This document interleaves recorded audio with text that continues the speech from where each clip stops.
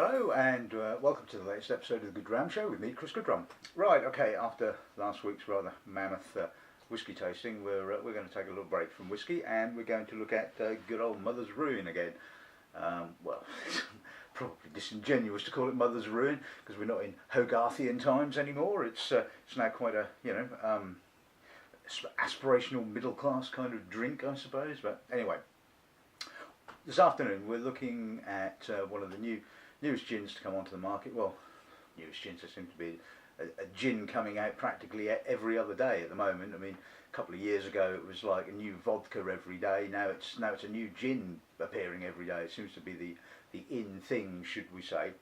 And certainly the in thing amongst gins seems to be craft distilling. And it's kind of, almost ubiquitous now, and probably the most well-known exponent of the whole craft gin movement was a chap called Jake Berger that runs the Gin Institute above the Portobello Star in London. But now there's another guy, and we're looking at his gin today, and that chap is one chap called Jamie Baxter, who apparently used to be the master distiller for the Chase Distillery down in Hereford, and also at the City of London Distillery. Basically, he has created or set up a company called 45 West Distillers, based in Leicestershire, and they've built a purpose-built distillery, and they're now distilling what is called Burleigh's gin.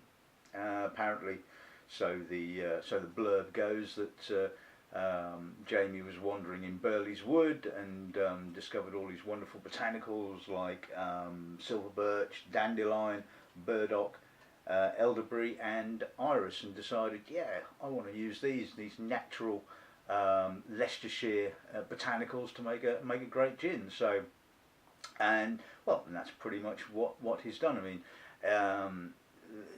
the way that the sort of the whole craft distilling movement, or certainly the sort of gin distilling movement, is going is very much in a kind of, I hate to say, brewdogian kind of funky sort of, hands-on, let's have workshops and all this kind of stuff.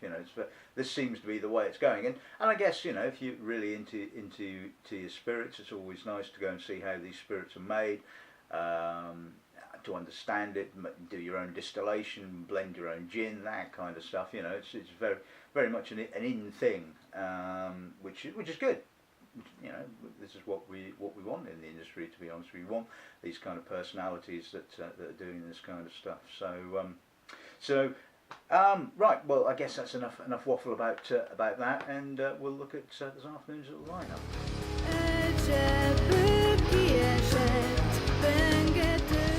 Right, so as you can see, I have 3 samples here in front of me. We'll be kicking off with what is called the signature bottling, which is bottled at 40%. Not the first time I've tasted this. The first time I tasted it, it was all right. It was a little bit watery, I have to say, and just lacked that sort of intensity. And as you know, in the shop we have limited shelf space, and I'd like to think we've got a pretty good range of gins at the moment, and like I was saying to Chris, the rep, it's a case of, to add to that, I've either got to take something away, which basically means it's either got to be better than what I've got, or has to be sort of different.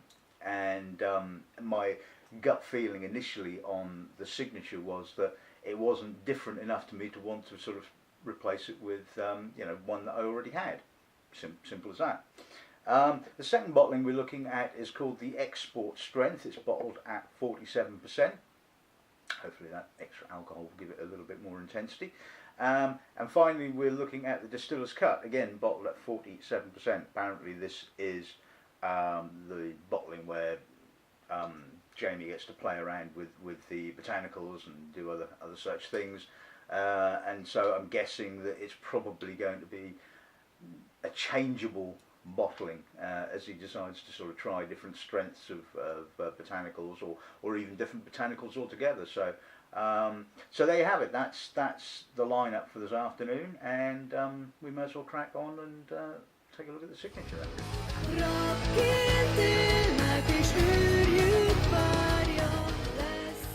Right, okay, so the signature. I mean, it's a pleasant nose. It's got a nice sort of sweetness to it. It's got that sort of orange and sort of lemon rind, but it's like it's got a sugar coating to it. So you're getting both sort of like sweet and sour kind of notes. It's got a fresh juniper character. A little bit of dandelion, a little bit of sort of like little floral note. I mean, it's a nice nose. Don't get me wrong, but there's a little bit of wood spice coming through now. I'd probably guess that's sort of some cassia bark or something like that. I mean, yeah, it's a lovely nose. I won't doubt that. Palate.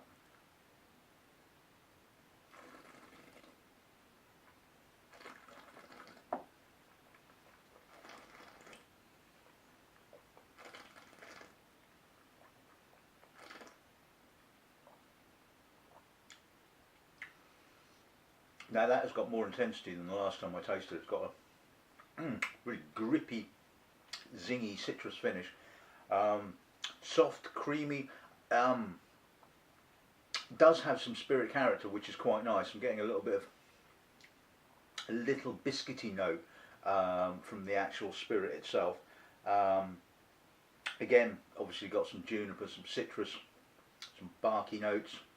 Lovely, like I said, tangy, zingy finish to it. Yeah, I mean that's an all-round pleasant gin, and I guess this is always going to be the way, whether we're talking about gins or whiskies or whatever. Small batch bottlings of any particular spirit are going to be changeable. So it's always possible that particular batch that I tasted the first time round wasn't quite as good as this particular batch. It might have been that the bottle had been left open for too long. You know, there's so many factors when it comes to, you know, spirits. It's not just a case of, you know, you taste it and it's always going to be the same. That's not going to be the case. But anyway, coming back to this particular bottling, yeah, I think that's got plenty.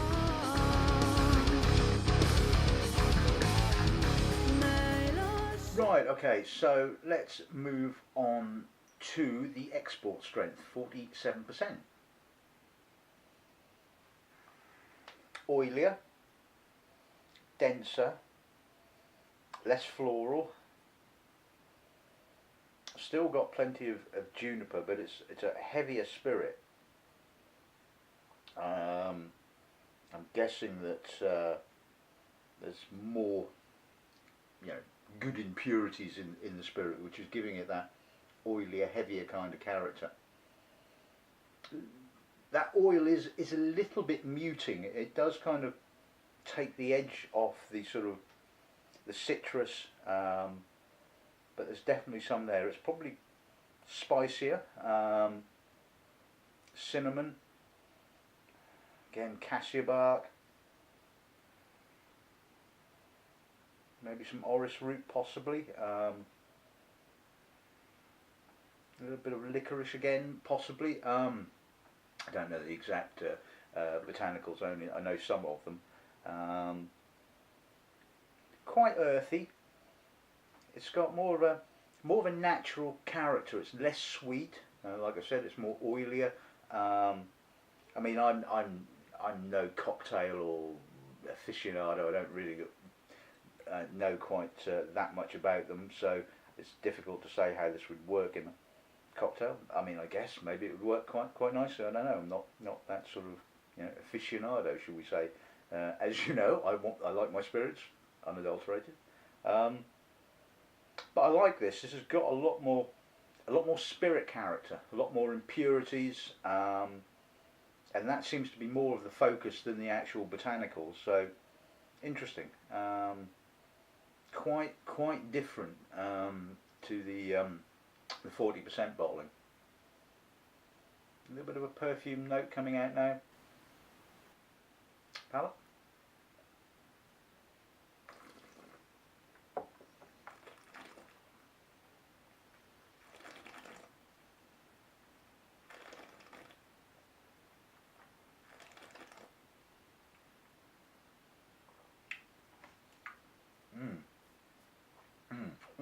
That's got some intensity.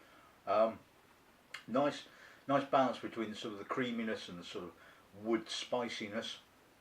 Again, it seems to be more about the actual character of the spirit and less about the botanicals. Or the botanicals are obviously contributing with the juniper, but it's heavier, slightly oilier. Obviously, that additional alcohol is giving it quite a bit of a kick to the finish. But it just seems to be emphasising the sort of the spiciness and the citrusness. Yeah, so that's really good. I mean, I like that. I think that's got a lot of character, a lot of distinct personality to it. It's like I say, it's more about the spirit, less about the botanicals. But you know, others, you know, you may well prefer the sort of signature. But yeah, I like that. That's very good.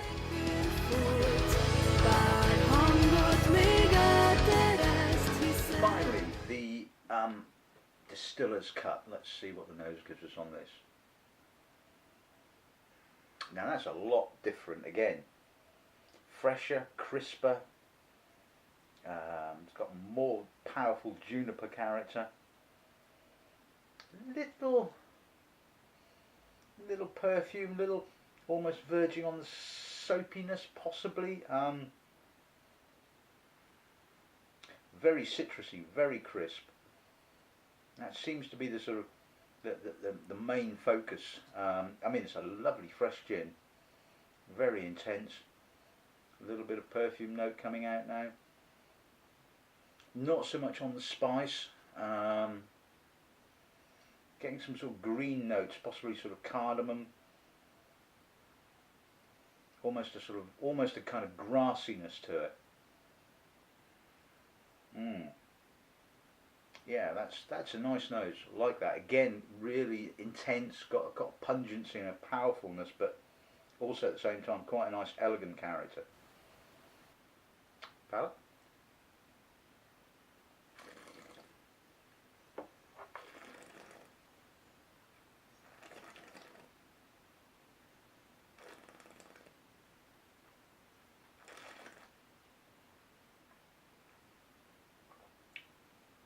Whoa, it's got some bitter spice.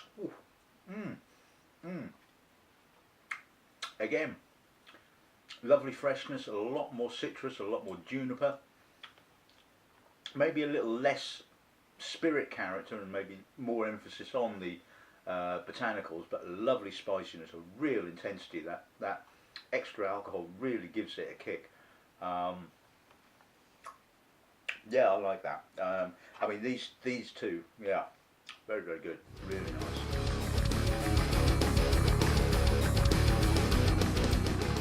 Right, okay, so let's sum this little tasting up. Well, I think Burleigh's gin, I think is pretty damn good in actual fact. I mean, obviously, Jamie knows what he's doing. He's probably been doing it for long enough, and yeah, I think the range as a whole is quite impressive. I suppose if I was, like I said, just tasting the signature, I don't think the signature gives me anything that I didn't have or don't have, shall we say, in the range of gins that we already stock. The Distillers Cut and the Export Strength, I think, have something different. They have some real interest as far as I'm concerned. I love the spirit character of the Export Strength. I love the sort of the oiliness, the naturalness of it, and the Distillers Cut. I love the intensity of the juniper and the citrus and the the freshness of it has a real character and real. I love the difference between the two, and I think for me it would be really interesting, you know, if somebody bought one to sort of say, look, okay, you tried that one, buy the other one, see what you think, see which one you like the most.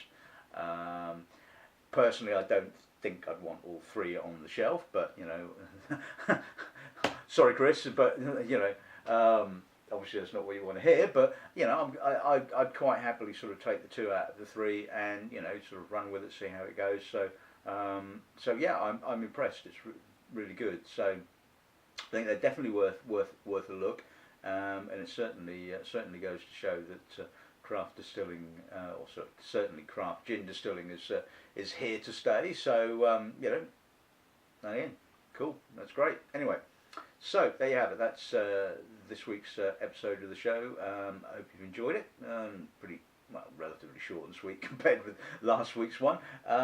So, like I say, you know, if this kind of piques your interest in Burleigh's gin, then you know, find a retailer. You know, which will be one in due course, I imagine. So anyway, thanks for watching.